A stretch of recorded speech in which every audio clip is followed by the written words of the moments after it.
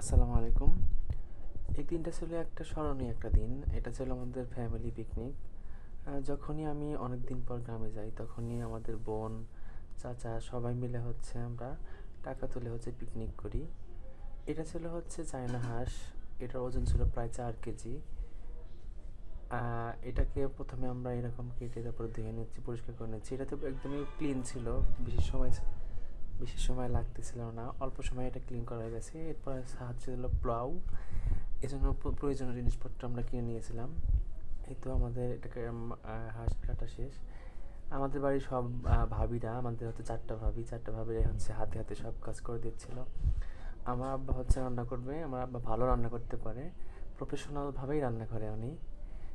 So এই তো কাটা শেষ। এর মধ্যে মরিচ, পেঁয়াজ, আদা বাটা সব কিছু দিয়ে দিচ্ছে। আর বাকি আদা বাটাটা পোলাও রান্না করবে, এই জন্য আলাদা করে রাখছিলাম।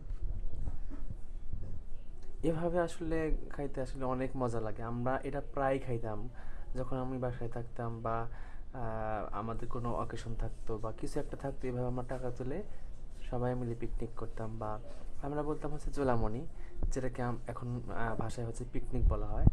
এটা করতাম। এটা আসলে স্মরণীয় একটা জিনিস, যা প্রত্যেকে হয়তো বা করে থাকে। এখন নাম হয়ে গেছে পিকনিক, ছোটবেলায় আমরা সেটাকে বলতাম জোলামনি। এরপরে এটা কি দিল, জিরার গুঁড়া দিয়েছিল, হ্যাঁ। আর যেগুলো আমরা সব কিছু কিনি না, যেগুলো বেশি দামি সেগুলো কিনে নিয়ে আসি। বাকি প্রত্যেকটা ঘরে থেকে তোলা হয়, যেমন মরিচ, পেঁয়াজ এগুলো সবার ঘরে ঘরে থেকে আমরা দিয়ে দিই। এটাকে এত বেশি ভালোভাবে মাখাতে হবে যাতে এর স্মেলটা তখনই বের হয়। অনেকে আছে না এরকম মাখা গোস্ত কিন্তু খেতে পারে, বা মাংস বা কাঁচা মাছ খুব ভালোভাবে মাখালো, এরপরে কিন্তু অনেকে আছে এটা খেতে পারে অ্যাজ কাঁচা ডিম। এটাকে এখন তেল বাদে খুব সুন্দর করে মাখাতে হবে। তেলটা নাকি পরে দিলে ভালো হবে।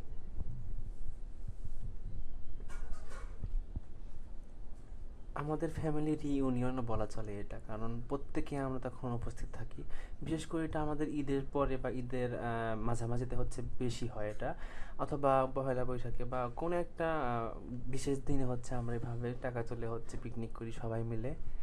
এটাতে এক্সট্রা একটা মজা আছে। চাচাতো ভাই বোন, চাচা চাচি, ভাবিরা, বাপ মা ভাই, আমরা 3 ভাই আর আব্বা, 4জন মিলে রান্না করতেছিলাম এখানে। আর ভাবিরা তো ছিলই। এরপরে তেল দিল। তেল দেওয়ার পরে এর কালারটা আসলে অন্যরকম হয়ে গেছিল। এটা খেতে আসলে দারুণ স্বাদ ছিল। এটাকে অনেক বেশিক্ষণ মাখানো অবস্থায় ছিল। এরপরে হালকা কিছুক্ষণ রেখে দিয়ে চুলাতে দেওয়া হয়েছিল। আর যেহেতু মাটির চুলা রান্না করবে, মাটির চুলার স্বাদ কিন্তু গ্যাসের চুলার চেয়ে দ্বিগুণ পরিমাণে হয়ে থাকে, এটা সবাই স্বীকার করে। অনেকক্ষণ মাখানো শেষ প্রায়। যত ভালোভাবে মাখানো হবে তত বেশি মজা হবে। এখন একটু পানি দিয়ে এটা একটু রেখে দেবে কিছুক্ষণের জন্য।